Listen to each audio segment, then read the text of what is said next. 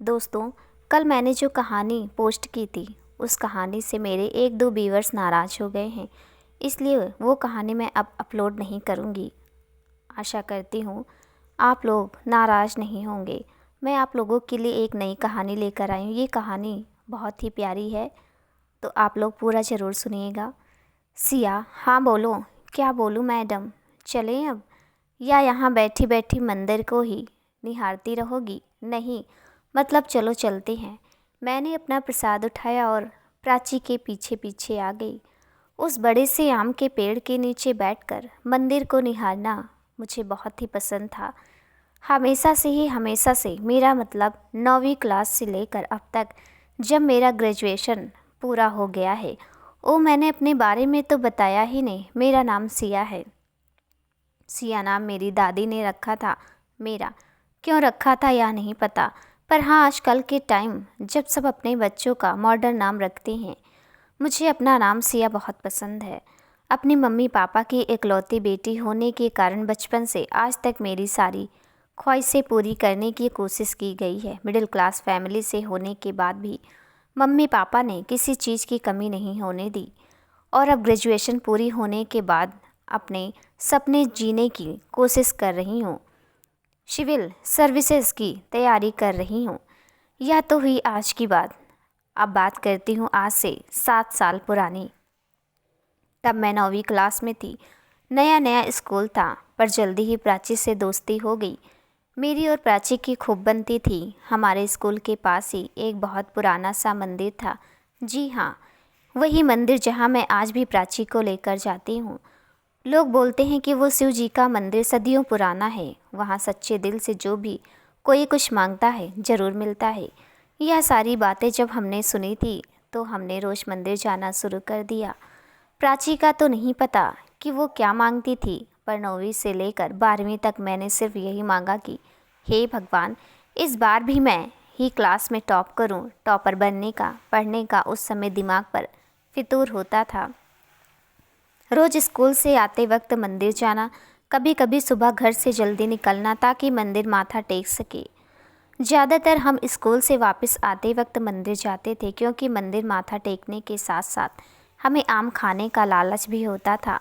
वहाँ एक बड़ा सा आम का पेड़ था। जब हम दोपहर को मंदिर जाते, वहाँ कोई नहीं होता था, या फिर कभी कभार कोई दिख जाता, पर हाँ, गर्मी में इतनी तेज़ धूप में कोई और मिले जा पर आम के पेड़ के नीचे पक्के गिरे हुए आम ज़रूर मिलते थे, और आम के पेड़ की ठंडी छांव में वहाँ बैठकर आम खाने का नज़ारा ही कुछ और था। पर हाँ, जब भी हमारे एग्ज़ाम शुरू होते तो हम सुबह भी मंदिर ज़रूर जाते ताकि पेपर अच्छा हो। मंदिर आने का सिलसिला यूं ही चल रहा था। तब हमारे 9वीं के एग्ज़ाम आ गए। उस दिन पहला ही पेपर था, वो भी इंग्लिश का।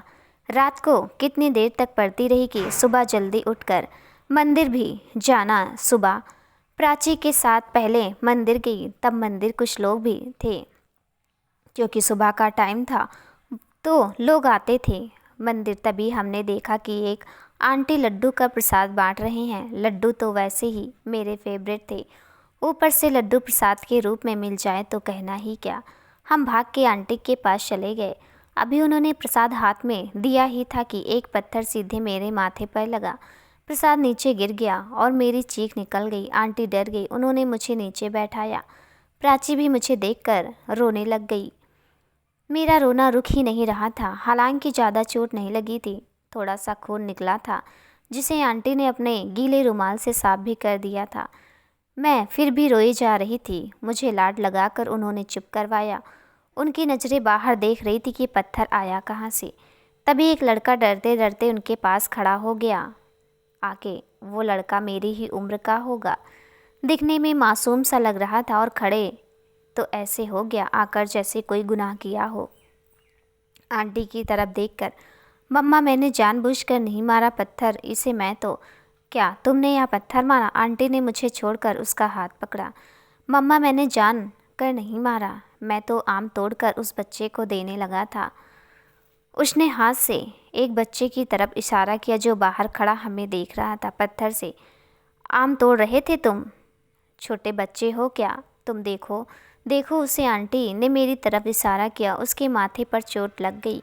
अगर पत्थर उसकी आंख में लग जाता तो। आंटी बहुत गुस्से में थी और मैं आंसू पोंछकर दोनों को देख रही थी। Mama, I really very sorry, next time कभी ऐसा करूँगा। और सच में मैंने जानबूझकर नहीं किया। मेरी तरफ देखकर, आई एम सॉरी, प्लीज़ तुम अपनी मम्मी को मत बताना कि मैंने तुम्हें मारा, नहीं तो तुम्हारी मम्मी अगर हमारे घर आ गई तो मुझे पापा से डांट पड़ जाएगी। मुझे उस पर गुस्सा तो बहुत आ रहा था, पर आंटी को देखकर मैं बस इतना ही बोली, तुम बहुत गंदे हो। बोलकर मैं प्राची का हाथ पकड़ के भाग गई। उस दिन पेपर तो ठीक ही हुआ था शायद, पर मैं पूरा दिन मन ही मन उस लड़के को गालियाँ निकालती रही। घर पहुंच के मम्मी पापा के पूछने पर मैंने यही बताया कि गिर गई थी इसलिए चोट लगी। दूसरे दिन फिर सुबह मैं प्राची और मंदिर गई। मुझे प्राची चिढ़ा रही थी कि आज भी कहीं मुझे पत्थर ना खाने पड़े। मेरे मन में कल की आग ठंडी नहीं हुई थी, अभी की प्राची उसमें घी डालने का काम कर रही थी। तभी मुझे मंदिर में कल वाली आंटी दिखाई दी। उन्होंने मेरे पास आकर पूछा, अब कैसी हो बेटा तुम? ज़्यादा दर्द तो नहीं है अब? नहीं, ठीक हूँ मैं आंटी अब। तभी वो लड़का भी आ गया। हाय, कैसी हो तुम? अब तो ठीक लग रही हो। देखा मम्मा, बोला था ना मैंने, ज़्यादा चोट नहीं लगी। मुझे गुस्सा तो इतना आ रहा था कि एक बार उसे भी डेमो दे दूं कि कितनी लगती है पत्थर खाने से, पर आंटी की वजह से मैं चुप थी। तभी आंटी बोल पड़ी, चुप कर तू, तुझे लगती ना फिर चलता पता। मुझे ऐसा लगा जैसे आंटी ने मेरे मन की बात बोल दी। उसके बाद हम स्कूल चले गए। फिर जब तक एग्ज़ाम रहे हम रोज़ मंदिर जाते। रोज़ हमें वो आंटी और उनका बेटा मिलता। आंटी से मेरी बात हो भी जाती, पर उनके बेटे के बुलाने पर भी मैंने कभी कोई जवाब नहीं दिया। मुझे लगता था वो खुद को बड़ा ओवर स्मार्ट समझता है। फिर पेपर ख़त्म हुए तो रिजल्ट आने को अभी 10-12 दिन थे। इसी बीच हम एक बार भी मंदिर नहीं गए, पर आज रिजल्ट आने वाले दिन तो जाना ही था। भगवान जी से प्रार्थना जो करनी थी। मैं और प्राची सुबह सुबह ही मंदिर पहुंच गए पुजारी जी से प्रसाद लेकर। जैसे ही मैं बाहर आई कोई भाग के आकर टकराया मुझसे और मेरा सारा प्रसाद नीचे गिर गया। तुम? मैं जैसे चीखी ज़ोर से, सॉरी सॉरी, मैंने जानबूझकर नहीं किया। सच में या वही आंटी का बेटा था। तुम कहाँ कुछ जानबूझकर करते हो, तुमसे तो सब अपने आप हो जाता। मेरा गुस्सा 7वें आसमान पर था। यार सॉरी, मैं सच में तुम्हें नहीं देखा। आज मेरा रिजल्ट है, मैं यहाँ भगवान का आशीर्वाद लेने आई थी और तुमने मेरा प्रसाद ही गिरा दिया। कितने बदतमीज हो तुम। अगर मेरा रिजल्ट अच्छा नहीं आया ना, फिर देखना, छोड़ूंगी नहीं तुम्हें। मैंने उसे धक्का देकर साइड किया और प्राची के साथ आगे चली गई। वो भाग के फिर हमारे आगे आकर खड़ा हो गया। क्या बोला तुमने? तुम्हारा रिजल्ट खराब आएगा मेरी वजह से? कितनी चालाक लड़की हो तुम, पढ़ा खुद नहीं होगा, कुछ और बातें मुझे सुना रही हो। ओ हीरो, सिया बहुत होशियार है, मॉनिटर है हमारी क्लास की। इस बार मेरे बोलने से पहले प्राची बोल पड़ी।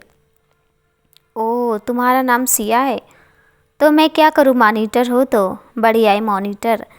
इतना बोल के वो चला गया। मेरा चेहरा गुस्से से लाल हो गया था। दिल तो कर रहा था कि एक ज़ोर से थप्पड़ लगा दूँ उसे। खैर, मन मार के मैं स्कूल गई। फाइनली रिजल्ट आ गया था। मैं रोते रोते घर आ रही थी और प्राची मुझे चुप करवा रही थी।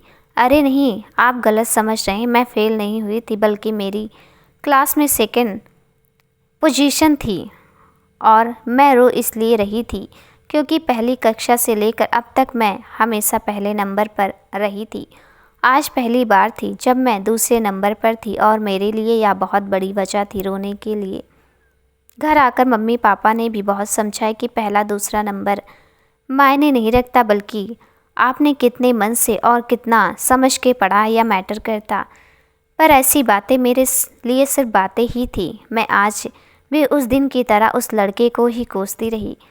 यह सब 2 साल चला। हम मंदिर जाते, कभी वो अकेला तो कभी अपनी मम्मी के साथ आया होता। आंटी से मेरी बात हाल चाल पूछने तक हो जाती, पर उसे मैंने कभी नहीं बुलाया। वो जानता था कि मैं उससे चिढ़ने लगी हूँ तो उसने और चिढ़ाना शुरू कर दिया।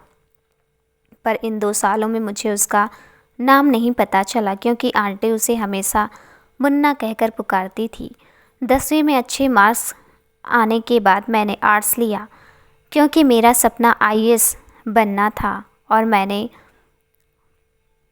पॉलिटिकल साइंस सब्जेक्ट लिया था। आज क्लास का पहला दिन था और मैं प्राची हमेशा की तरह सबसे आगे वाले बेंच पर बैठे थे। क्लास में काफ़ी नए बच्चे आए थे। ऑलमोस्ट सभी बेंच पर सब बैठे थे, सिर्फ हमारा पीछे वाला बेंच खाली था। टीचर भी क्लास में आ गए थे। तभी किसी ने मे आई कम इन सर बोला।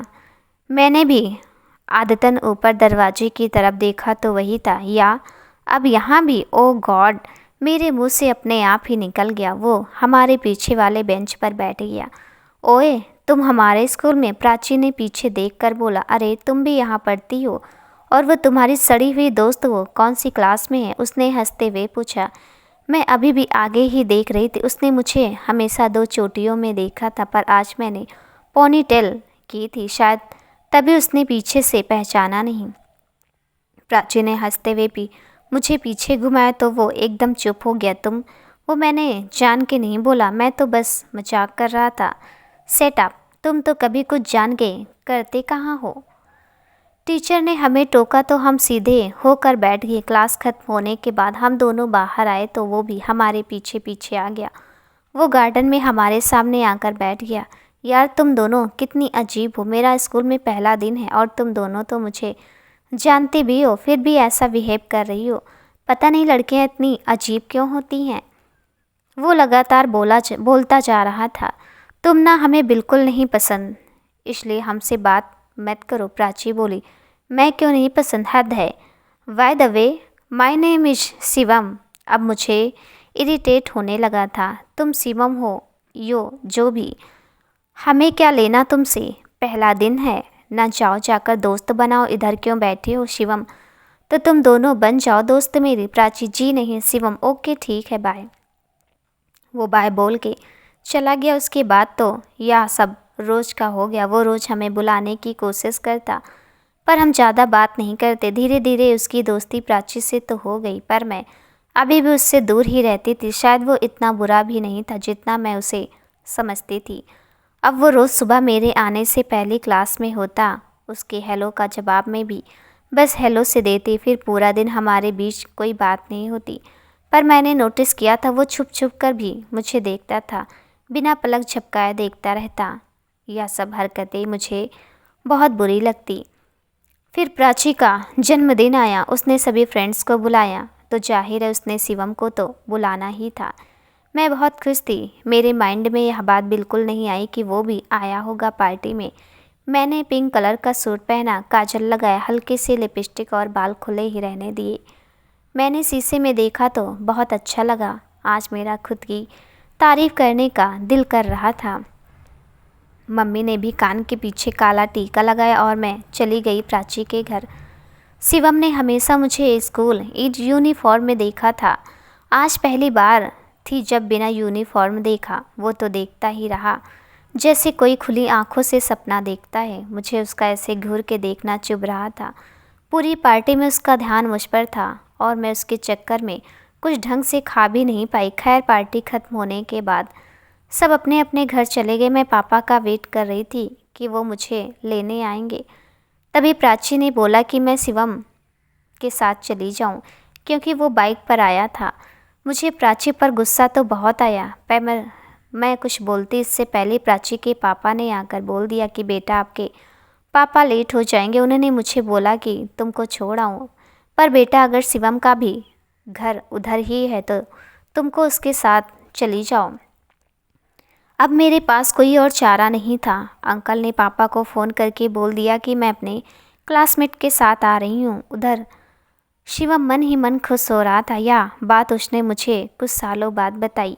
खैर, आधे रास्ते तक तो ना वो कुछ बोला ना मैं। फिर अचानक, शिवम यार, तुम मुझसे बात क्यों नहीं करती? मैं कर तो रही हूँ शिवम, मतलब जो पूछो बस उतना ही जवाब देती हो। तो मुझे फालतू बोलने की आदत नहीं।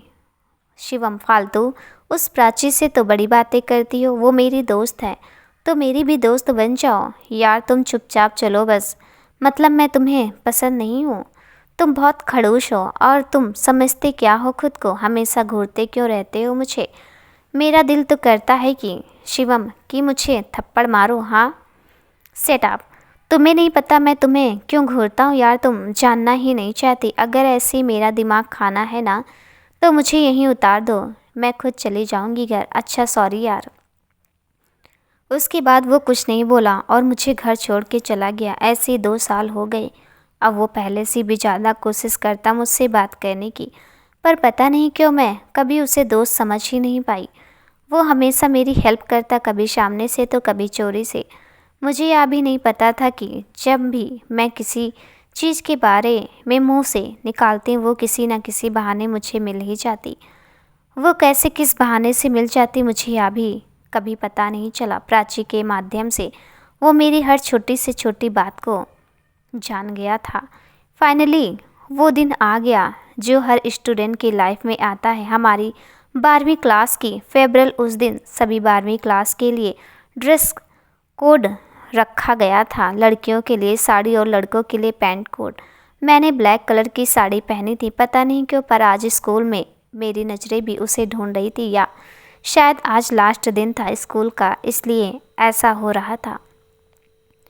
पार्टी शुरू हो चुकी थी पर वो कहीं नहीं दिखा, जबकि मुझे पूरी उम्मीद थी कि वो आज भी मुझे बहुत तंग करेगा। मैं प्राची से पूछना चाहती थी उसके बारे में, पर पूछ नहीं पाई।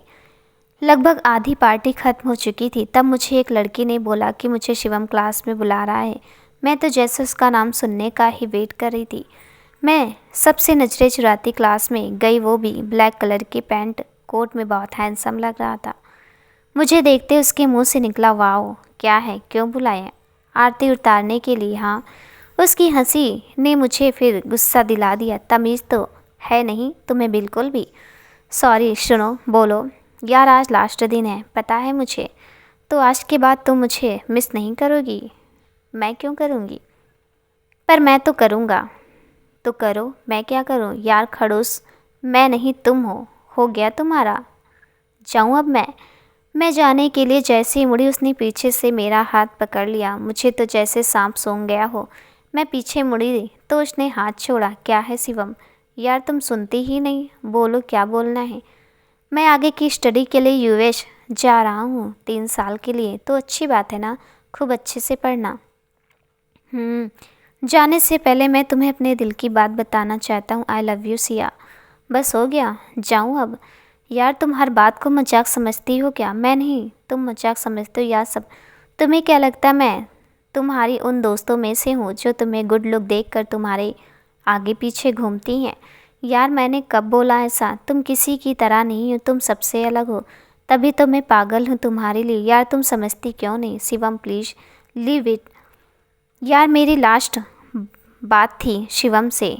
उसके बाद वो यूएस चला गया और मैंने यहीं कॉलेज में एडमिशन ले ली। और फिर शिवम के यूएस जाने के बाद मैं अपनी पढ़ाई में डूब गई। सपना आईएएस बनना था, तो उसके लिए दिन रात मेहनत ज़रूरी थी। प्राची ने भी मेरे साथ मेरी ही कॉलेज में एडमिशन ले ली। शुरू शुरू में उसकी बातों में शिवम का जिक्र होता था कि वो यूएस चला गया है। वो इतना भी बुरा नहीं है जितना हम उसे बदतमीज़ समझते थे। हालांकि प्राची से मैं सारी बातें शेयर करती थी, पर मैंने उसे यह नहीं बताया था कि लास्ट डे शिवम ने मुझे प्रपोज किया था। खैर ऐसे दिन निकलने लगे। कॉलेज की पढ़ाई के साथ साथ मैं अपनी यूपीएससी की तैयारी भी करती रही। कॉलेज में मैं पूरा ध्यान पढ़ाई पर ही लगाया। बहुत ही कम दोस्त बनाए थे। सब कुछ धीरे धीरे बदलने लगा था। बचपन की यादें बचपन में ही छूट गई। उसके साथ साथ ही स्कूल की यादें और स्कूल के दोस्त भी। और शिवम तो मेरा दोस्त भी नहीं था, तो वो कैसे याद रहता। 2 साल सब ठीक ठाक चला। उसके बाद मैं फाइनल ईयर में पहुंच गई। अब और जी तोड़ मेहनत करनी थी इन सारी चीज़ों में। बस 2 बातें नहीं बदली थी, एक मेरी और प्राची की दोस्ती और दूसरा मंदिर जाना। मैं और प्राची अभी भी उस पुराने शिव मंदिर जाते थे। फ़र्क बस इतना था कि अब रोज़ ना जाकर हर सोमवार या किसी त्यौहार पर जाने लगे। फिर फाइनल ईयर के एग्ज़ाम भी हो गए। अब रिजल्ट का वेट था। तब पढ़ाई की रफ्तार भी थोड़ी धीमी हो गई, क्योंकि पहले कॉलेज के रिजल्ट का वेट जो था फिर सावन महीना आया। बातों बातों में मम्मी ने बताया कि जो लड़की सावन महीने की सोमवार को उपवास करती हैं उसकी सब मनोकामना पूर्ण होती है और उसे सुंदर सुशील वर की प्राप्त होती है। यह सब बातें जब चल रही थी तब वो प्राची की बच्ची भी साथ थी। बस उसने ठान लिया कि अब तो वो यह व्रत करेगी ही करेगी। मैंने कभी उपवास नहीं रखा था, पर ना जाने क्यों मेरा मन किया कि मैं भी यह उपवास करूं। मम्मी को बोला तो उन्होंने बोला कर लो व्रत, पर सच्चे मन से करना है तभी फल मिलता है। तब मैं किसी फल की इच्छा करके नहीं कर रही थी, बस दिल से आवाज़ आई कि करना है। सोमवार को पहला उपवास था। उस दिन मैं और प्राची सुबह सुबह ही मंदिर के उस दिन मंदिर में बहुत ज़्यादा भीड़ थी। पूजा करने के बाद हम दोनों फिर उसी पेड़ के नीचे जाकर बैठ गए। थोड़े दिन पहले ही मुझे पर्सनल नया फ़ोन मिला था, तो फ़ोटोज़ खींचने के चक्कर में और प्राची को दिखाने के लिए मैं फ़ोन भी साथ ले गई थी। तब तक मुझे सोशल मीडिया की ज़्यादा जानकारी नहीं थी, सिर्फ सुना था। खैर, जब मैंने प्राची को अपना फ़ोन दिखाया तो उसने मुझे पूरी ABC पढ़ा दी और वहीं बैठकर उसने मेरा फेसबुक अकाउंट भी बना दिया और सारा समझा भी दिया कि कैसे मैसेज आता है, फ्रेंड रिक्वेस्ट भेजते हैं, कैसे एक्सेप्ट करते हैं। मैं वैसे ही नया फ़ोन मिलने से बहुत खुश थी। अब फेसबुक सीख कर और खुश हो रही थी। उस दिन के बाद मैं रोज़ रात को फेसबुक ओपन करती तो प्राची को ही मैसेज करती बस। और प्राची ने मुझे यह भी समझा दिया था कि कभी भी किसी अननोन की रिक्वेस्ट एक्सेप्ट नहीं करनी। अगले सोमवार को फिर मैं और प्राची मंदिर गए। पूजा की पेड़ के नीचे बैठकर ढेर सारी बातें की तो प्राची ने मुझे बताया कि उसके घर वाले उसकी शादी करवाना चाहते हैं। मुझे बहुत हैरानी हुई कि इतनी जल्दी शादी, और वो रेडी कैसे हुई। उसने बताया कि उसके पापा ने बोला है कि रिश्ता अच्छा है, वो एक बार लड़के से मिल ले, अगर नहीं पसंद आया तो कोई दबाव नहीं है, इसलिए वो मिलने के लिए राजी हुई थी। 2 दिन बाद बुधवार को लड़के वाले उसके घर आ रहे थे उसे देखने, और उसने मुझसे प्रॉमिस लिया कि उस दिन मैं उसके घर ज़रूर आऊँ, क्योंकि मेरे बिना वो ज़्यादा नर्वस हो जाती। मैं ही जानती हूँ उस वक्त अंदर ही अंदर मुझे कितना रोना आ रहा था, क्योंकि मैं और प्राची साई की तरह एक दूसरे के साथ रहते थे। मेरे लिए बहुत मुश्किल हो रहा था यह सब एक्सेप्ट करना कि वो अब मुझसे दूर चली जाएगी। घर आकर मैंने यह सब मम्मी को बताया। अपने आप ही मेरे आंसू निकल गए जो मैंने सुबह से रोक रखे थे, और मम्मी ने मुझे यह कहकर चुप करवाया कि यह तो दुनिया की रीत है, हर लड़की को ससुराल तो जाना ही पड़ता। खैर, यह सब तो हमेशा से सुना ही था। उस रात प्राची ऑनलाइन नहीं आई। मैं काफ़ी देर वेट करती रही। तभी मैं टाइम पास करने के लिए अपनी पेंडिंग फ्रेंड रिक्वेस्ट चेक करने लग पड़ी। पहले ही नाम पर मेरी उंगलियां रुक गई, शिवम गुप्ता। शिवम नाम पढ़ते ही मैंने सबसे पहले प्रोफाइल फ़ोटो खोली। फ़ोटो देखकर मैं चौंक गई। या तो वही शिवम लग रहा, स्कूल वाला। मेरे मन में उथल पुथल चलने लगी।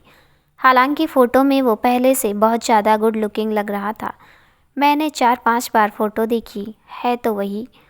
मैं खुद नहीं जानती कैसे और क्यों मैंने उसकी रिक्वेस्ट एक्सेप्ट कर ली। सिर्फ एक्सेप्ट ही नहीं, उसी टाइम अपनी तरफ से मैसेज भी कर दिया, हाय। 2-4 सेकंड के अंदर ही रिप्लाई आया, hello is there Siya. Yes you Shivam. Oh, आपने पहचान लिया मुझे। आपकी फ़ोटो देखकर। थैंक गॉड पहचाना तो। और बताओ कैसे हो आप? ठीक हूँ। और आप ठीक हो? हम भी ठीक हैं। ओके। मन में आ रहा था अभी भी वैसा ही बदतमीज है। उसके बाद उसका क्या मैसेज आया मैंने नहीं देखा और ऐसे ही फ़ोन ऑफ करके रख दिया। पर उस रात मुझे नींद नहीं है। मेरे दिमाग में बहुत सी बातें आ रही थी जिनका जवाब शायद मुझे नहीं पता था, या मैं अनजान बन रही थी। सुबह उठी तो उसके 20 से ज़्यादा मैसेज आए थे। पहले तो मुझे इरिटेट हुआ। उसने सब कुछ एक साथ ही पूछ लिया था। मैं क्या करती हूँ, कौन से कॉलेज हूँ, आगे फ्यूचर क्या प्लान है, और भी बहुत कुछ। अभी फ़ोन हाथ में ही था कि फिर मैसेज आया, शिवम क्या हुआ, आप जवाब क्यों नहीं दे रहे? मैं सो गई थी। शिवम, यार आप अभी तक भी नाराज़ हो क्या मुझसे? मैंने क्यों होना नाराज़ किसी से? शिवम, आप अभी भी खड़ूस ही हो, जितना पूछो उतना ही जवाब देती हो। ओ हेलो मिस्टर खड़ूस, मैं नहीं आप हो। यार आप बिल्कुल नहीं बदली, अभी भी बिल्कुल वैसी ही हो। और आपकी दोस्त जो आपके साथ साथ रहती थी वो कैसी है? वो अच्छी थी, वैसे मेरी दोस्त भी बन गई थी, पर यहाँ आने के बाद सब पीछे छूट गया। ठीक है वो भी। एक बात बोलूँ, बहुत अच्छा लगा इतने सालों बाद आपसे बात करके। मुझे उम्मीद ही नहीं थी कि आप मुझसे बात करेंगी। ओके बाय, कुछ काम है मुझे। Shivam bye, take care. उस रात भी मैंने शिवम से मैसेज पर ही बात की थी। अगले दिन प्राची के घर जाना था तो मैं सुबह जल्दी ही निकल गई। प्राची के ससुराल से उसके सास ससुर और लड़का आया था। लड़का यूएस में एक कंपनी में काम करता था। दिखने में, बातचीत करने में भी अच्छा था। प्राची ने उससे अकेले में बात भी की। कहीं ना कहीं प्राची को भी वो पसंद आ गया था और उसने और उसके घर वाले ने तो प्राची को पहली नज़र में ही पसंद कर लिया था। बस प्राची की हाँ की देरी थी। फाइनली उसने भी यस बोल दिया। प्राची बहुत खुश थी और उसे खुश देखकर मैं भी बहुत खुश थी। और उधर मेरी शिवम से रोज़ बात होने लगी थी, पता नहीं कैसे, पर अब मेरी उससे दोस्ती होने लगी थी। वो तो हर बात शेयर करता ही था। अब मैंने भी सब शेयर करना शुरू कर दिया था। मुझे उसने यह बताया था कि उसे यूएस में जॉब मिल गई है, पर वो कोशिश कर रहा है कि उसे उसी कंपनी की इंडिया की ब्रांच में नौकरी मिल जाए, क्योंकि वो यूएस नहीं सेटल होना चाहता। इसी बीच 1 महीना हो गया और हमारा फाइनल ईयर का रिजल्ट आ गया। मैं और प्राची दोनों ही बहुत अच्छे नंबरों से पास हुए। फिर आ गई प्राची की सगाई की तारीख। ठीक 2 महीने बाद प्राची की सगाई थी। मैंने शिवम को भी बताया था कि प्राची की सगाई हो रही है, पर मैंने प्राची को अभी भी यह नहीं बताया था कि मेरी शिवम से बात हो रही है। और फाइनली आज प्राची की सगाई है। पिछले 2 दिन से मेरी शिवम से बात नहीं हो रही थी। वो किसी ज़रूरी काम में बिजी है और मैं भी इधर तैयारियों में बिजी थी। प्राची की सगाई के लिए मैंने स्पेशली पिंक कलर का लहंगा लिया था और होने वाली दुल्हन का लहंगा भी पिंक ही है। सभी हंस रहे हैं कि हमने आज सेम ड्रेस क्यों पहना है, पर यह सिर्फ इत्तेफाक था, क्योंकि आज से पहले ना तो प्राची ने अपना लहंगा मुझे दिखाया था, ना ही मैंने उसको। सगाई में मेरी मम्मी पापा भी आए थे, पर मैं उस टाइम हैरान रह गई जब मैंने अपनी मम्मी को शिवम की मम्मी के पास खड़े देखा। जी हाँ, शिवम की मम्मी भी आए थे सगाई में। उनको किसने बुलाया, वो क्यों आए, मुझे कुछ नहीं पता था। ऐसे लग रहा था कुछ तो हो रहा है वहाँ जो मुझे दिख नहीं रहा। खैर, प्राची की सगाई की रस्म होने ही लगी थी कि तभी संजय, प्राची के होने वाले पति, सगाई की अंगूठी हाथ में लिए ही मेन डोर की तरफ मुस्कुराते हुए गए। सबका ध्यान उन पर ही था, पर मेरा पूरा ध्यान अभी भी मम्मी और शिवम की मम्मी पर था। एक पल के बाद तालियों की आवाज़ से मेरा ध्यान हटा। देखा तो संजय को कोई लड़का गले मिल रहा है। उस लड़के ने जब संजय को उठाया तो सब हंसते हुए तालियां मारने लगी। बहुत कोशिश के बाद मैं संजय के दोस्त का चेहरा देख पाई। मैं एकदम शॉक थी सामने शिवम को देखकर। उनका दोस्त कोई और नहीं शिवम था। मैं वहीं साइड पर खड़ी थी। शिवम और संजय मेरे सामने से निकल ही गए। मुझे नहीं पता उसने मुझे देखा या नहीं, पर मैं बिल्कुल सुन्न हो गई थी। सगाई की रस्म हुई तो उसके बाद शिवम सीधा अपनी मम्मी के पास चला गया। अब शिवम और उसके मम्मी पापा और मेरे मम्मी पापा सब मेरे सामने खड़े मुस्कुरा रहे थे और मैं किसी नादान बच्चे की तरह उन्हें देख रही थी। मुझे कुछ समझ नहीं आ रहा था कि हो क्या रहा है। मैं चुपचाप बिना कुछ बोले रूम में चली गई।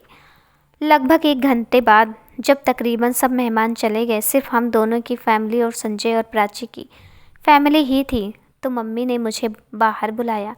सब मुझे ऐसे देख रहे थे जैसे मैं किसी का कत्ल करके आई हूँ। सबके सामने शिवम मेरे पास आया, मेरा हाथ पकड़ के सबके बीच ले गया। उस समय मेरा दिल इतनी ज़ोर से धड़क रहा था जैसे बाहर ही आ जाएगा।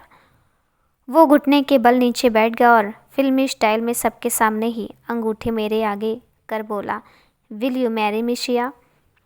मुझे उस समय ऐसा लगा जैसे किसी ने ज़बरदस्त तमाचा मेरे मुंह पर मारा हो। सब मुस्कुरा रहे थे और मैं किसी गुड़िया की तरह जड़ बनी खड़ी रही।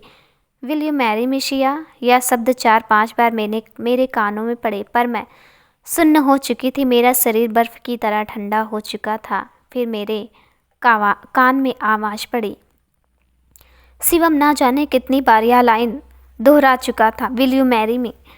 पहले जहाँ सबके चेहरे पर मुस्कुराहट थी, वहीं अब मेरी कोई प्रतिक्रिया ना देखकर सब हैरान हो रहे थे और उनसे भी ज़्यादा हैरान तो मैं थी। दिल में आए एक जोरदार तमाचा शिवम के मुंह पर जड़ दूं, पर बहुत कंट्रोल करके मैं सिर्फ इतना ही बोल पाई, नो नेवर। मेरे आंसू मेरे गालों पर थे और मैं रोते हुए अंदर चली गई। उसके बाहर बाहर क्या हुआ मुझे नहीं पता। थोड़ी देर बाद मम्मी आए और बिना कुछ पूछे उन्होंने घर चलने को बोला और मैं चुपचाप घर आ गई। उस दिन मैं पूरा दिन अपने रूम में रही। मम्मी ने खाने के लिए बोला तो भूख नहीं है बोलकर मैंने टाल दिया। पर माँ तो आखिर माँ ही है। वो मेरे रूम में आई और अपने हाथों से मुझे खाना खिलाया। मेरी नज़रों में बहुत से सवाल थे जो मैं मम्मी से पूछना चाहती थी और कुछ सवाल उनके पास भी थे जिनका जवाब वो मुझसे चाहती थी। आखिर उन्होंने अपने चुप्पे तोड़ी। मम्मी, सिया बेटा मुझे सच सच बताओ, तुमने आज सबके सामने शिवम से शादी के लिए इनकार क्यों किया? क्या वो तुम्हें पसंद नहीं है? मैं, मम्मा इस सवाल का जवाब देने से पहले मैं आपसे जानना चाहती हूँ कि आप शिवम और उसकी फैमिली को कैसे जानती हैं? और जब यहाँ वहाँ हुआ वो सब क्या था? मतलब आपको और पापा को पता था कि शिवम वहाँ यह सब करने वाला, फिर भी आपने मुझे कुछ नहीं बताया। मम्मी, बेटा शिवम मेरी सहेली का बेटा है, पर पहले मुझे नहीं पता था कि वो भी अब इसी शहर में रहते हैं। फिर 2 साल पहले मुझे उसकी माँ कविता एक दिन मार्केट में मिली और मैं ज़बरदस्ती उसे घर ले आई, पर उस समय तुम और तुम्हारे पापा घर पर नहीं थे। फिर मम्मी, जब कविता ने घर में तुम्हारी फ़ोटो लगी देखी तो उसने बताया कि वो तुमसे कई बार मिल चुकी है मंदिर में, और उसी ने मुझे बताया कि उसका बेटा शिवम और तुम क्लासमेट रह चुके हो। पर तब शिवम यूएस चला गया था और तुम भी अपनी पढ़ाई में बिजी रहती थी। पर उसके बाद मेरी कभी कविता से बात नहीं हुई और ना ही वो हमारे घर आई। शायद मेरे दिमाग से निकल गई यह बात, नहीं तो मैं तुम्हें बताती कि तुम्हारे क्लासमेट की माँ मेरी सहेली है। फिर क्या हुआ माँ? तभी से अब तक मेरी कविता से कोई बात ही नहीं हुई। पर जब परसों तुम और प्राची शॉपिंग पर गए थे तो कविता और उसके पति घर आए। उन्होंने हमें बताया कि तुम और शिवम बहुत अच्छे दोस्त हो और एक दूसरे को पसंद भी करते हो, इसलिए वो शिवम का रिश्ता तुम्हारे लिए लेकर आए थे। क्या हम दोनों एक दूसरे को पसंद करते हैं, ऐसा कहा उन्होंने? मम्मी, हाँ बेटा, बेशक हम मेरी मिडिल क्लास की फैमिली से हैं, पुरानी सोच वाले, पर हमारे लिए तुम्हारी खुशी से बढ़कर कुछ भी नहीं है। और हमें लगा तुम शिवम को पसंद करती हो और वो एक अच्छी फैमिली से हैं, तो हमें इस शादी से क्यों इतराज़ होता। इसलिए हम सब ने मिलकर सोचा कि तुम्हें यह सरप्राइज़ तुम्हारी बेस्ट फ्रेंड की सगाई वाले दिन देंगे। वो तो इत्तेफाक से संजय और शिवम दोनों दोस्त निकले, पर वहाँ जो हुआ उसे देखकर हमें अब कुछ समझ नहीं आ रहा। मम्मी, दोस्ती में किसी को पसंद करने में और किसी से प्यार करने में बहुत फ़र्क होता है, और अगर किसी ने मेरी दोस्ती को प्यार समझ लिया हो तो इसमें मेरी कोई गलती नहीं है। मम्मी, मम्मी ने मेरा चेहरा अपनी तरफ घुमाया। क्या मतलब शिया, तुझे शिवम पसंद नहीं है तो उससे प्यार नहीं करती? नहीं मम्मी, बिल्कुल नहीं। वो सिर्फ मेरा अच्छा दोस्त है और उससे शादी की बात तो कभी मेरे सपने में भी नहीं आई। मम्मी, ठीक है सिया, अगर बात यह है तो हम उनको मना कर देंगे। वैसे भी प्यार कभी एक तरफा नहीं होता, हमें भी समझने में भूल हो गई, पर अब मैं समझ गई हूँ। मैं शिवम और उसके घर वालों से बात कर लूँगी। मम्मी, मैं बहुत लकी हूँ जो मुझे आपके जैसे माँ बाप मिले। Love you so much mummy. Love you की बच्ची, चल अब सो जा बिना किसी टेंशन के। और हाँ, लव यू टू बेटा। उस रात मेरे दिमाग में इतनी सारी बातें घूम रही थी। एक तरफ तो मुझे यह सोचकर इतनी खुशी हो रही थी कि मेरे मम्मी पापा मेरे बारे में कितना सोचते हैं, मेरी खुशी के लिए वो कुछ भी कर सकते हैं। दूसरी तरफ मैं शिवम को नहीं समझ पा रही थी, उसने ऐसे कैसे अपने घर वालों को बोल दिया कि हम एक दूसरे को प्यार करते हैं। मैंने तो ऐसा कभी उससे कुछ कहा भी नहीं। मतलब मैं उससे एक अच्छे दोस्त की तरह बातें करने शेयर करने लगी थी, तो उसने इसी को प्यार समझ लिया। इसी उथल पुथल में मुझे नींद आ गई।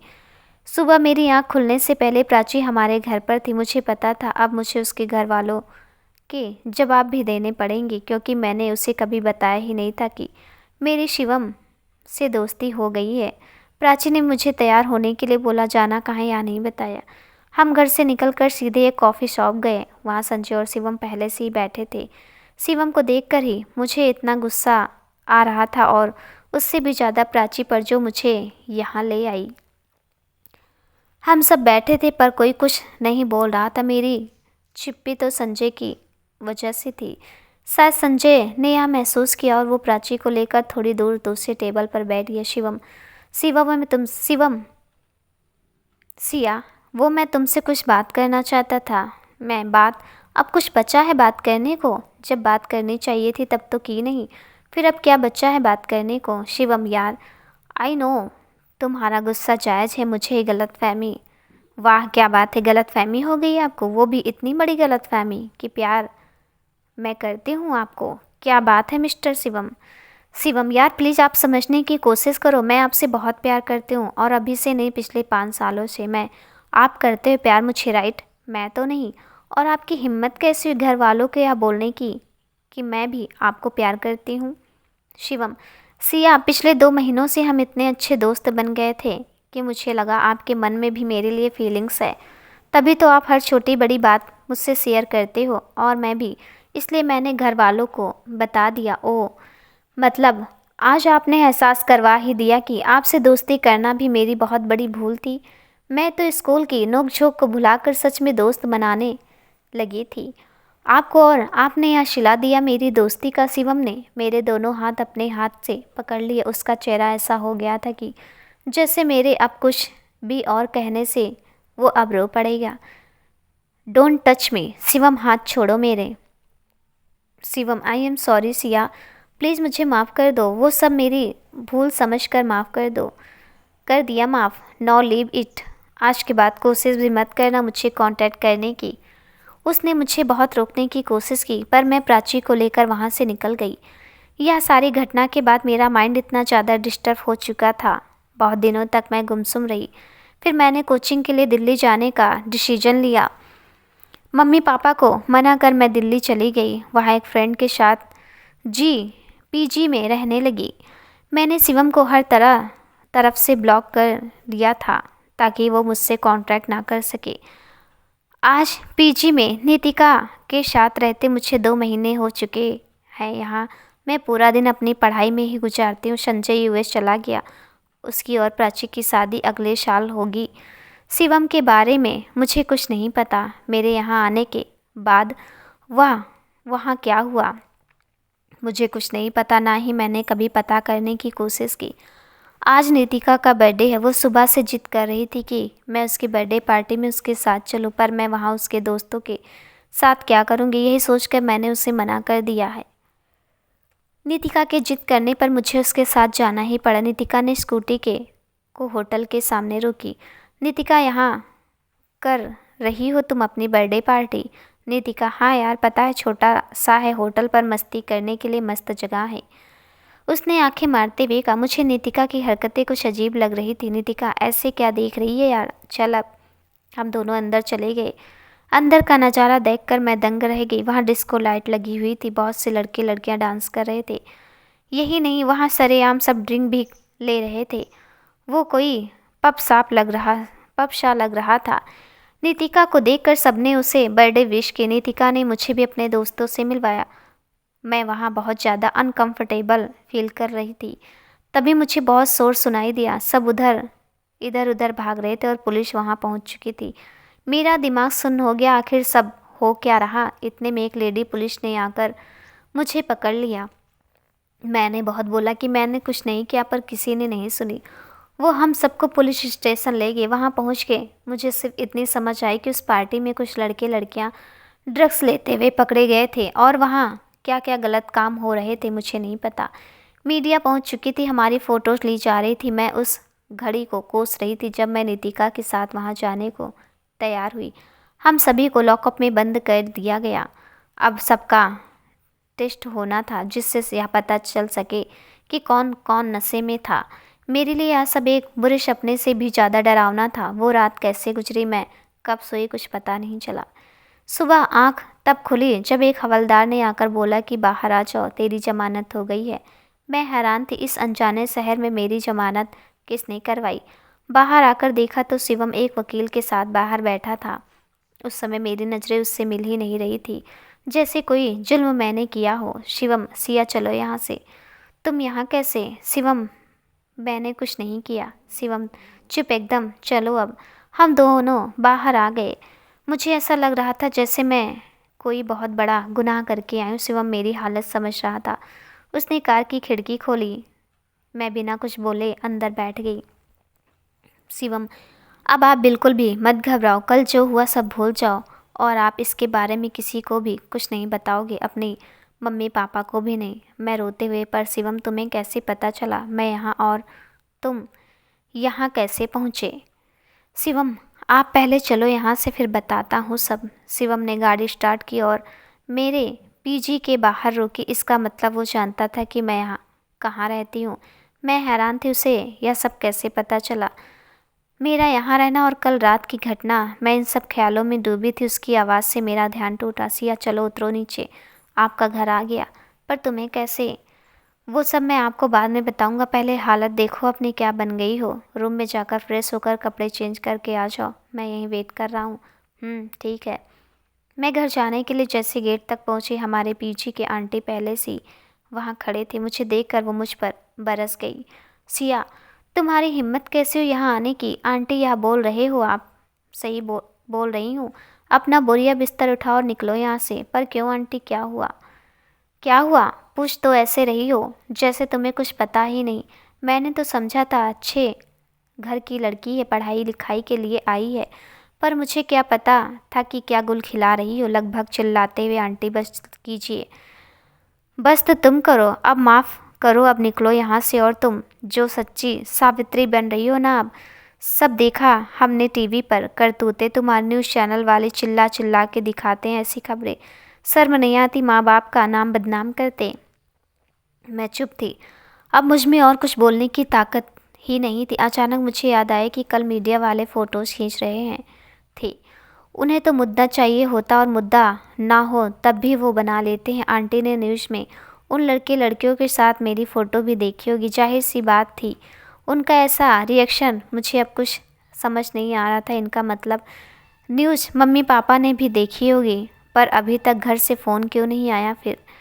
आंटी ने मुझे शाम तक टाइम दिया था। शिवम मेरा वेट कर रहा था, पर जब काफ़ी देर तक उसने मुझे वहीं खड़े देखा तो वो मेरे पास आ गया। तब तक आंटी जा चुकी थी। मैंने उसे सब बता दिया जो जो आंटी ने बोला था। उसने मुझे सामान पैक करने को बोला।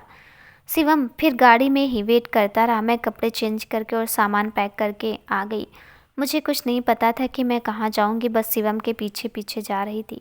उसने गाड़ी एक घर के बाहर रोकी। बाहर गार्डन में दो लड़कियां थी जो पौधे को पानी दे रही थी।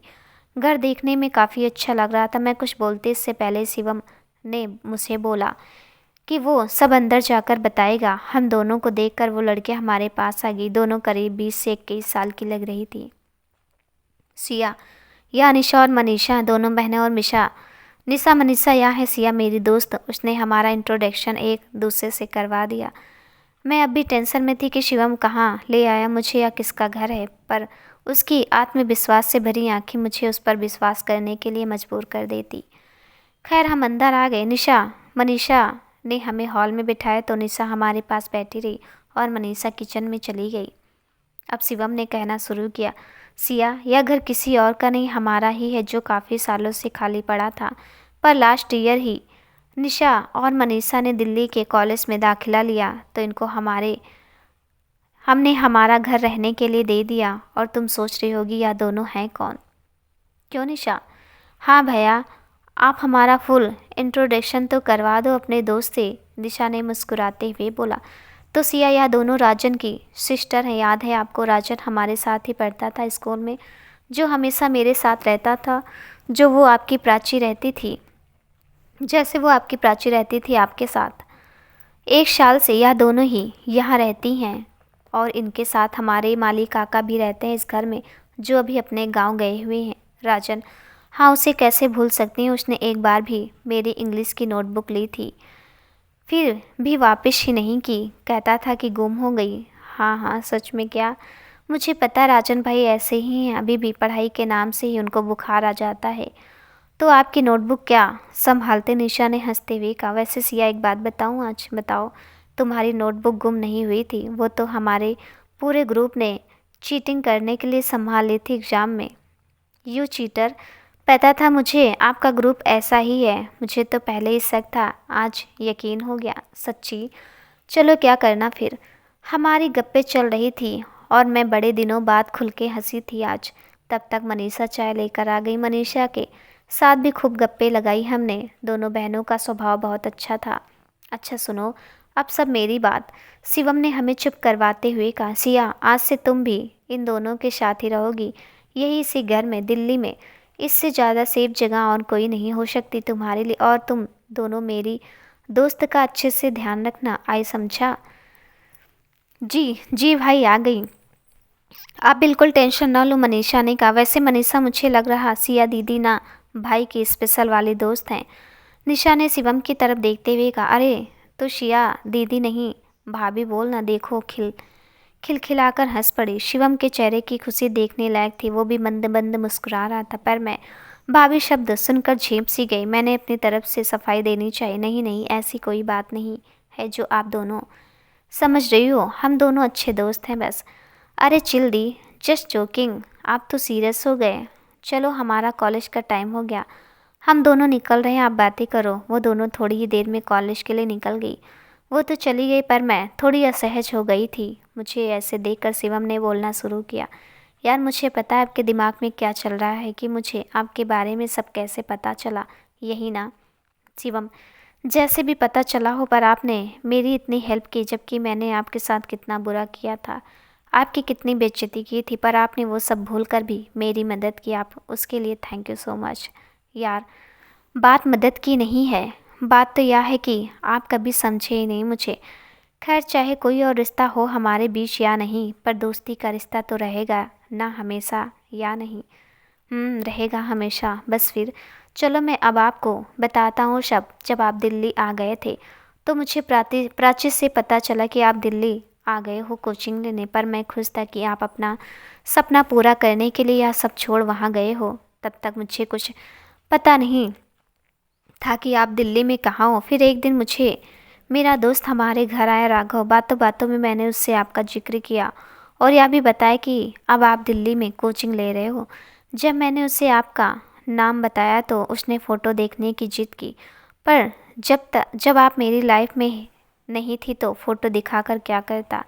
मैंने उसे टालने की कोशिश की तो उसने मुझे बताया कि वो जिस कोचिंग सेंटर में कोचिंग ले रहा है वहाँ भी उसके बैच में एक सिया नाम की लड़की है। उसने कहा, क्या बात है, तेरी शिया वही हो? उसने भी थोड़े दिन पहले एडमिशन ली थी। यह सब सुनकर मुझे भी उम्मीद जागी तो मैंने उसे आपकी फ़ोटो दिखा दी।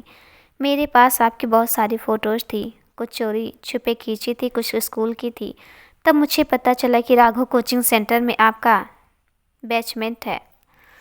मैंने उसके ज़रिए आपसे बात करने की कोशिश की, पर आप पढ़ने गए हो, या सोचकर मैंने बात नहीं की। क्या मतलब, राघव आपका दोस्त है? हाँ। और फिर मैंने ही उसे बोला था कि वो आपकी सारी बातें मुझे बताए कि आप रहती कहाँ हो, वहाँ सब सही से चले, कोई आपको परेशान ना करे। और वो मुझे हर रोज़ आपका हाल बताए। और जब कभी आप कोचिंग में छुट्टी करते थे तो मेरे कहने पर ही वो आपको फ़ोन करके पूछता था कि आप ठीक हो या नहीं, कोचिंग क्यों नहीं गए। मतलब वो सब आपके कहने पर करता था। मुझे लगता था कि वो लड़का बहुत अच्छा है, या नहीं पता था कि उसके बॉस आप हो। हंसते हुए, नहीं यार, बॉस नहीं, वो सच में बहुत अच्छा है, उसने मेरी बहुत हेल्प की है।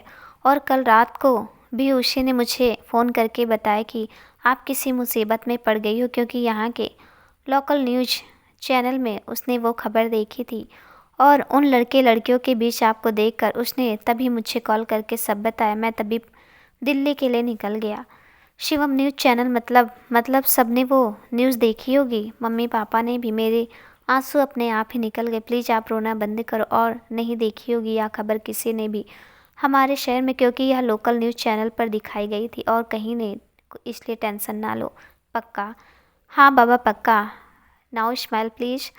मेरा दिल कर रहा था कि मैं शिवम को गले लगाकर थैंक यू बोली। शायद उसका हाल भी यही था।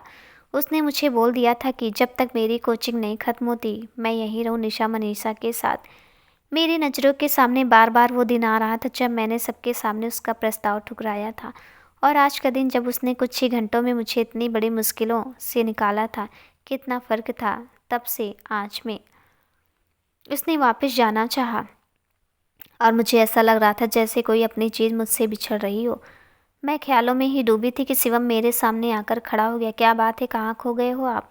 कहीं नहीं, बस ऐसे ही। अच्छा ठीक है, मैं बाय बोलने आया था आपको, चलो निकलता हूँ फिर मैं। शिवम, एक बात बोलूँ? हाँ बोलो। थैंक यू सो मच यार, मैंने हमेशा आपको गलत समझा और आपने, अरे बस बस यार, अगर दोस्त मानती हो तो थैंक यू को। एक बात पूछूं? ज़रूर मोहतरमा। आप मेरे साथ दोस्ती निभा रहे हो या कुछ और सोचते हुए? सच कहूँ या झूठ? सच। सिया, मैं तो अपना प्यार निभा रहा हूँ, हमेशा निभाता रहूँगा। पर आपका पता नहीं, प्यार का तो पता नहीं, पर हाँ, मैं वादा करती हूँ अब मैं अपनी तरफ से दोस्ती ज़रूर निभाऊंगी। तो सुनो फिर, दोस्ती का पहला दस्तूर, दोस्तों से कुछ नहीं छुपाना, पता है मुझे। तो फिर याद रखना, अब जब भी कभी कोई भी परेशानी हो उसी टाइम मुझे फ़ोन करना है, चाहे दिन के 2 बजे हो या रात के। आई समझ? हाँ जी, आ गई। That's like a good girl. चलो ठीक है फिर, bye, take care, bye. Shivam के जाने के बाद पता नहीं क्यों मुझे अकेलापन सा फील हो रहा था। मैं ऊपर रूम में चली गई। जिस रूम में मेरा सामान रख कर गया था वो, मैं थक गई थी, इसलिए मुझे जल्दी नींद आ गई। जब आँख खुले तो शाम के 4 बज रहे थे। ओह गॉड, मैं इतनी देर से सो रही थी। मैं हाथ मुंह धोकर नीचे आई तो निशा हॉल में बैठी टीवी देख रही थी। मुझे देखते वो बोल पड़ी, गुड इवनिंग दी। Good evening. खुल गई नींद आपकी? मैं 2 बार आपको देखने गई आपके रूम में, पर आप सो रही थी तो मैंने उठाया नहीं।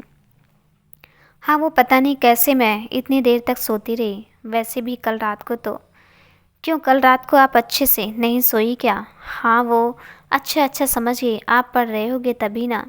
चलो आप टीवी देखो, मैं आपके लिए चाय बना कर लाती हूँ। नहीं, आप रहने दो, मैं खुद बना लेती हूँ। अरे क्या आप भी शिवम भैया से डांट खानी है क्या हमने?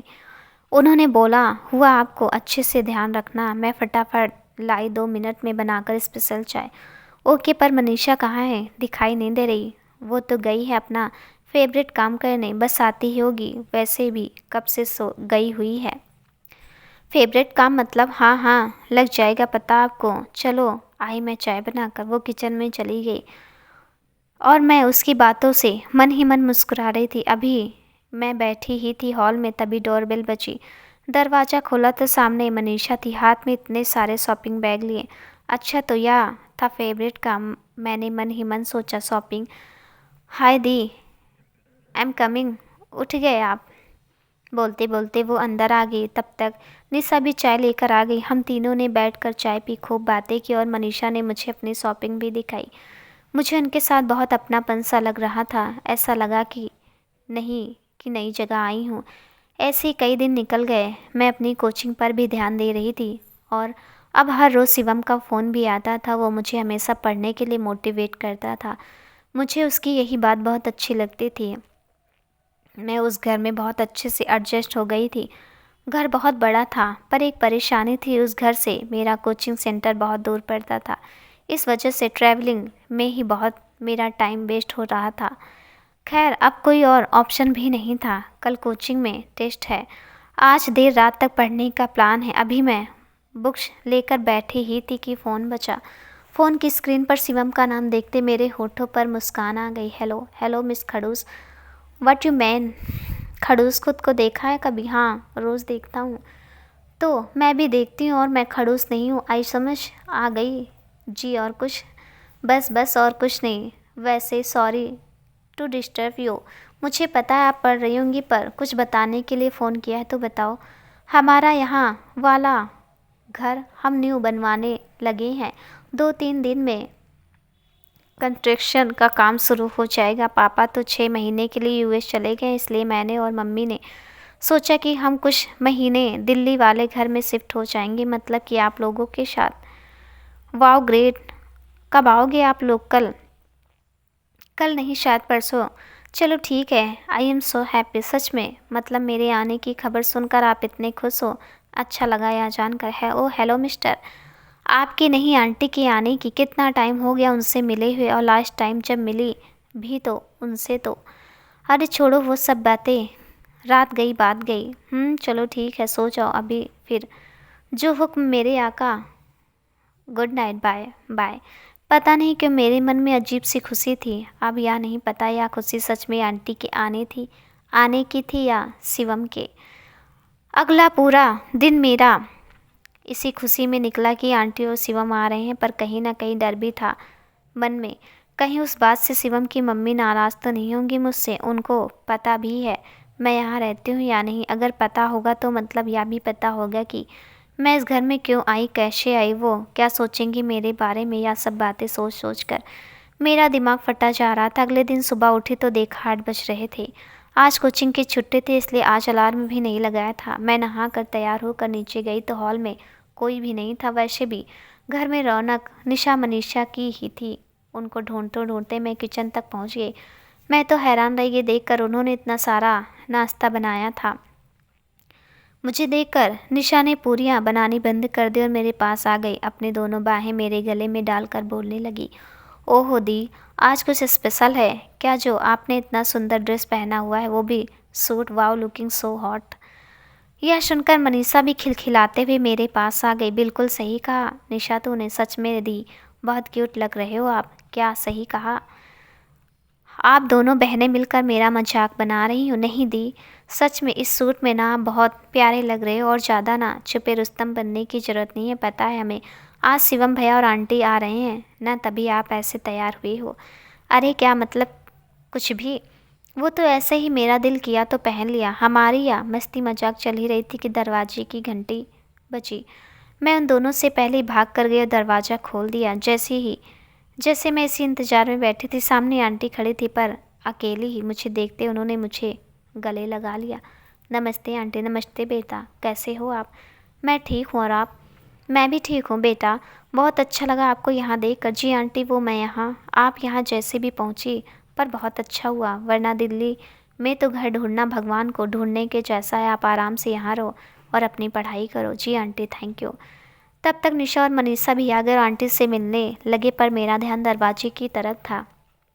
शायद आंटी ने मुझे बार बार दरवाजे की तरफ देखते हुए देख लिया। क्या हुआ सिया बेटा? कुछ नहीं आंटी, वो आप अकेले, मेरा मतलब आप अकेले आए हो? नहीं बेटा, शिवम भी तो आया है, हम फिलहाल थोड़ा ही सामान लाए हैं। वो ड्राइवर के साथ गाड़ी से सामान उतरवा रहा। यह बात सुनकर जैसे मेरी जान में जान आई। थोड़ी देर में देखा तो शिवम ड्राइवर के साथ रूम में सामान शिफ्ट करवाने लगा। उसने मेरी तरफ एक नज़र देखा था बस, पर मेरा ध्यान उसी पर था। तभी उसने जेब से फ़ोन निकाला और इधर मेरे फ़ोन पर एक मैसेज आया, अब काम करने दोगी या ऐसे ही घूरती रहोगी? मैंने भी मुंह बनाकर रिप्लाई किया, मैं आपको नहीं ड्राइवर को घूर रही हूँ, काफ़ी हैंडसम है ना। उधर से रिप्लाई तो नहीं आया, पर ड्राइवर जोर से आवाज़ आई। आवाज़ शिवम की थी जो अब ड्राइवर को कुछ बोल रहा था। तुम जाओ, मैं रख लूँगा यह सामान। पर सर आपने बोला था रूम में रखवाना है। अरे भाई, बोला था ना, कर लूँगा, तुम जाओ। ड्राइवर तो चला गया, पर अब सबका ध्यान शिवम पर था। शायद आंटी भी उसके इस रिएक्शन पर हैरान हो रही थी, पर मुझे इतनी हंसी आ रही थी कि दिल कर रहा था और तंग करूं। तभी फिर मैसेज आया, अब खुश चला गया ड्राइवर। इस बार मैंने रिप्लाई नहीं दिया, पर मैंने इतनी मुश्किल से अपनी हंसी कंट्रोल की थी। इतने में आंटी ने आवाज़ दी तो शिवम भी हमारे साथ बैठकर चाय पीने लगा। आज यह दोनों आए थे तो अब निशा मनीषा ने बताया कि कल वो दोनों अपने घर जा रहे हैं, क्योंकि उनके कॉलेज में कुछ दिन की छुट्टियां थी। मैं मन ही मन सोच रही थी अगर दोनों आज चली जाती तो मैं इस घर में अकेले कैसी रहती। खैर, चाय खत्म करने के बाद आंटी यह बोलकर रूम में चली गई कि वो बहुत थक गई हैं और थोड़ी देर सोना चाहती हैं। आंटी के जाने की देर थी कि निशा मनीषा भी गाना गाते गाते निकल गई। पहली पहली बार मोहब्बत की है, कुछ न समझ में आए हम क्या करें। वो हंसती हुई गाते गाते चली गई। निशा और मनीषा के जाने के बाद शिवम और मैं हॉल में ही बैठे रहे। ना तो वो कुछ बोल रहा था और ना ही मैं। मेरा दिल कर रहा था कि मैं उसे कैसे बताऊं कि उसे यहाँ आने से मुझे कितना अच्छा लग रहा है, पर मैं कुछ ना बोल पाई। सच तो यह था कि अब कहीं ना कहीं मुझे उसके होने से सुरक्षा का एहसास होता था, जैसे एक पत्नी को अपने पति के साथ, एक बहन को अपने भाई के साथ और एक बेटी को अपने पिता के साथ होता है। मुझे यूँ चुप देखकर उसने खुद बोलना ही सही समझा होगा। क्या बात है खड़ूस, आप तो ऐसे चुप हो जैसे सांप सूंघ गया हो, उसने हंसते हुए कहा। अच्छा, मुझे तो सांप सूंघ गया, और आपको? आपने आज मौन व्रत रखा है क्या?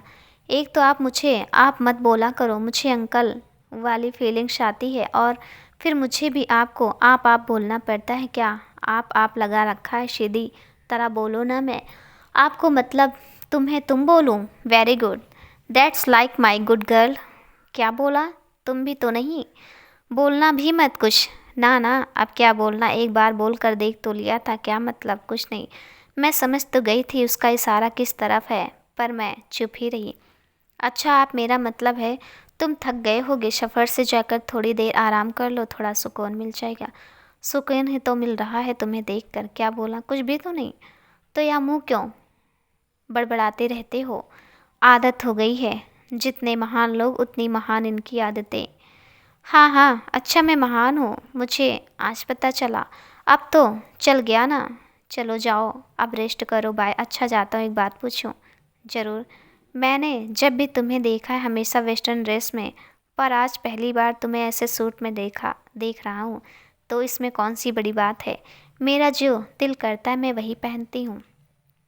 अच्छी बात है, पर मैं तो यह पूछना चाह रहा था, आज कुछ खास है क्या? जी नहीं, वैसे तुम इस ड्रेस में कमाल की लग रही हो, चार्मिंग।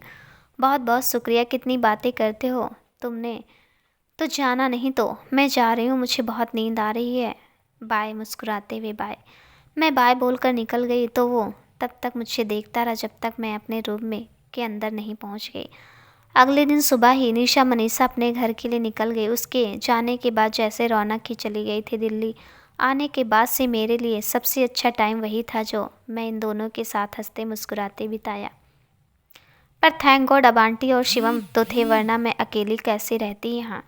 उन दोनों के जाने के बाद मैं भी कोचिंग के लिए तैयार होने लगी। जब तक मैं तैयार होकर आती आंटी ने नाश्ता बना दिया था। उन्होंने मुझे आवाज़ दी और नाश्ता करने के लिए कहा। मेरे पीछे पीछे शिवम भी आ गया था। आंटी के सामने वो मेरी ओर देख भी नहीं रहा था, जैसे मुझे जानता ही नहीं हो। मुझे बहुत हंसी आ रही थी। खाना खाते खाते आंटी ने मुझे कोचिंग के बारे में पूछा। बेटा, आपका कोचिंग सेंटर कितनी दूर है यहाँ से? आंटी, दूर ही है, 2 घंटे तो लग ही जाते हैं। क्या 2 घंटे? जी, मुझे स्कूटी चलाना भी नहीं आता, वरना मैं थोड़ी देर जल्दी पहुँच जाती। क्या तुम्हें ड्राइविंग भी नहीं आती? कैसी लड़की हो तुम, आजकल तो छोटे छोटे बच्चे भी इतनी फास्ट स्कूटी चलाते हैं। शिवम ने हंसते हुए कहा। मेरा तो दिल कर रहा था उसे 2-4 बातें सुना ही दूँ, पर आंटी की तरफ देखकर मैं चुप ही रही। पर आंटी ने उसे ज़रूर चुप करवा दिया। चुप कर तू भी कोई पैदा होते ही बाइक चलाने ही नहीं लगा था। कोई भी काम सीखो तभी आता है। बिल्कुल सही कहा आंटी आपने, इसे कुछ ज़्यादा ही बातें आती है। आंटी हंसने लगी। मैं कुछ झेप सी गई। शिवम, चलो तो आपसे तुम सिया को कोचिंग छोड़ने जाया करोगे रोज़ अपनी बाइक पर? उसका कितना टाइम बचेगा? मम्मा, मैं नहीं तो क्या? मैं ज़रूर मम्मा, जैसा आप बोलें। अंदर ही अंदर तो खुश तो बहुत हो रहा था, पर आंटी के सामने ड्रामे कर रहा था। खुशी तो मुझे भी हो रही थी। पता नहीं या खुशी कोचिंग जल्दी पहुंचने की थी या शिवम के साथ जाने की। हम बाइक पर निकल गए। मुझे वो दिन याद आ गया जब प्राची के जन्मदिन पर शिवम मुझे घर छोड़ने आया था। तभी उसने पहली बार मुझे खड़ूस बोला था, और आज भी बोलता है। अचानक ही मेरे चेहरे पर हंसी आ गई। मैं समझ नहीं पा रही थी शिवम से मेरा रिश्ता क्या है। वो अब मेरे लिए सिर्फ दोस्त ही नहीं, दोस्त से बढ़कर था। पर यह प्यार था, मैं यह भी मानने को तैयार नहीं थी। बस लग रहा था जो जैसा चल रहा है चलने दो। किसके ख्यालों में डूबी हो मैडम? है कोई? कौन? मैं क्यों बताऊं? अरे बताओ ना। नहीं बताना, मेरी मर्जी। ठीक है, मत बताओ। उसने बाइक की स्पीड और तेज कर दी। मुझे कोचिंग जाना है, ऊपर नहीं तो बाइक धीरे चलाओ। मेरी मर्जी। ओके फाइन, तो मुझे यहीं उतार दो। क्यों? मेरी मम्मा ने तुम्हें कोचिंग छोड़ने के लिए बोला है तो मैं वहीं छोड़ूंगा। यहाँ रास्ते में नहीं, हद है। थोड़ी देर हम दोनों ही चुप रहे। फिर अचानक शिवम, रोको रोको, अब क्या हुआ? वो सामने सामने क्या? आइसक्रीम यार, स्टॉप दी बाइक। उसने हंसते हुए बिना कुछ बोले बाइक रोक दी। हमने आइसक्रीम खाई। ठंडी ठंडी हवा चल रही हो और ऐसी ठंड में ठंडी ठंडी आइसक्रीम खाने का मज़ा ही कुछ और होता। मुझे फील हुआ वो आइसक्रीम कम खा रहा था, मेरी ओर ज़्यादा देख रहा था। मैंने अपना पाँव जोर से उसके पाँव पर मारा। उई माँ, क्या है यार, मारा क्यों? उसने मेरी ओर घूरते हुए कहा। चुपचाप आइसक्रीम खाओ, घूरो मत। बेचारा चुपचाप दूसरी तरफ देखने लगा। मुझे उसे तंग करने में बहुत मज़ा आ रहा था। मेरी कोचिंग 9 से 1 बजे तक होती थी और मेरा दिल कर रहा था कि मैं उसे बोलूं कि वो मुझे वापस लेने भी आए, पर मैं कुछ ना बोल पाई। यह तो सीधे सीधे अगले बंदे के गले पड़ने वाली बात हो जाती, इसलिए मैं चुप रही। आखिर हम पहुंच ही गए। सिया, क्या हुआ? कब तक होगी तुम्हारी क्लास? 1 बजे तक। तुम जाओ अब। मन लगाकर पढ़ना। ज़रूर जी। मैं अंदर चली गई। आज कोचिंग में बाहर से स्पेशल गेस्ट आए हुए थे। कुछ स्पेशल प्रोग्राम था, इसलिए आज क्लास लेट ख़त्म होने वाली थी। फाइनली 2 बजे के करीब मैं बाहर निकली। देखा तो शिवम बाहर ही था, शायद मेरा वेट कर रहा था क्योंकि मैंने उसे बताया था कि छुट्टी 1 बजे होगी। उसे देखकर मेरे चेहरे पर एक मुस्कान आ गई। आखिर बिना बोले ही उसने मेरे दिल की बात समझ ली और मुझे लेने आ ही गया। सो मिस्टर शिवम, आप आ गए? अरे जनाब, हम गए ही कब थे जो वापस आते? क्या मतलब यह कि आज मैंने पानी पूरी बनाना सीख लिया। क्या पानी पूरी बनाना? क्या बोल रहे हो? मुझे कुछ समझ नहीं आ रहा। वो सामने देखो, उसने हाथ से सामने इशारा किया जहाँ एक पानी पूरी का ठेला था। कोचिंग के बच्चे और आने जाने वाले कई लोग वहाँ से पानी पूरी खाते थे। हालांकि मैंने कभी खाई नहीं थी, पर सुना था कि वो बहुत अच्छी पानी पूरी बनाता है। मतलब तुम उस पानी पूरी वाले के पास बैठे थे? तो और क्या करता, 5 घंटे अकेले बैठकर बोर होना था क्या? मैंने सोचा चलो पानी पूरी बनाना ही सीख लेते हैं। 5 घंटे?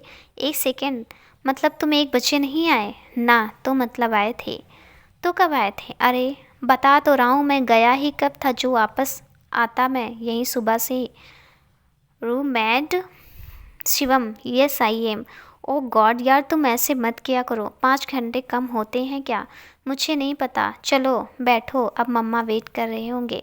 मुझे हैरानी हो रही थी, वो 5 घंटे तक मेरा वेट कर रहा था और मैं तो किसी का 5 मिनट भी वेट ना करूं तो वेट करूं तो लगता है पता नहीं कितना टाइम हो गया। मैं अपने ही ख्यालों में गुम और वो बाइक चलाते हुए कुछ गुनगुना भी रहा था, शायद किसी हिंदी फिल्म का पुराना गाना। शायद ध्यान से सुना तो मुझे भी गाने की कुछ लाइनें सुनाई दी।